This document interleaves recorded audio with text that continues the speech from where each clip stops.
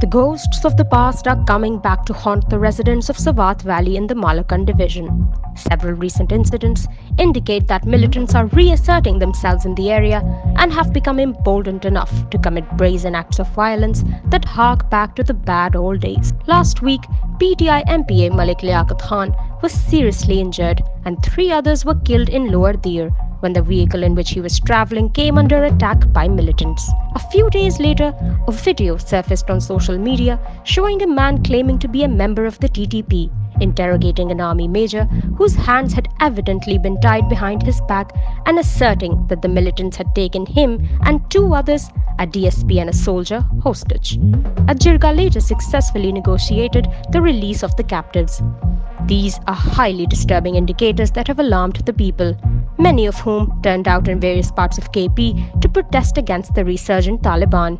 A revival of the horrors witnessed during the years when the TTP's Swat chapter led by Mullah Fazlullah, who was later to become the TTP Amir, was in control of the area cannot be countenanced. When the cleric first began inciting rebellion in fiery sermons on illegal FM frequencies in the mid-2000s, he caught the locals' attention. Fed up with the dysfunctional governance and judicial system in the area, many were swayed by the words of the radio mullah. Women even donated their jewelry to his cause. The state apparatus was curiously lethargic to his tirades in which he also railed against girls' education and polio vaccination. But the brutalities visited upon the locals by the militants when they held much of Malakand division in their grip shocked the nation.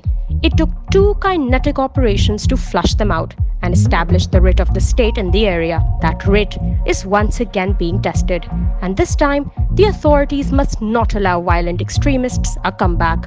While Mullah Fazlullah was killed in a US drone strike in Afghanistan in 2018, others from his outfit have been taking refuge in that country's Kunar province, which borders Dir, and from where they are believed to have crossed over into Pakistan. There have been increasing reports over the past month about them establishing their presence in the area. But that begs the question why, of all the TTP chapters, are only militants from the Swat chapter evidently returning home? What are the terms of the ceasefire that the Pakistani state has agreed with them? Have they been allowed to return without laying down their arms, contrary to what had been publicly stated? There is fear and confusion all around. It is for the state to bring clarity to the situation.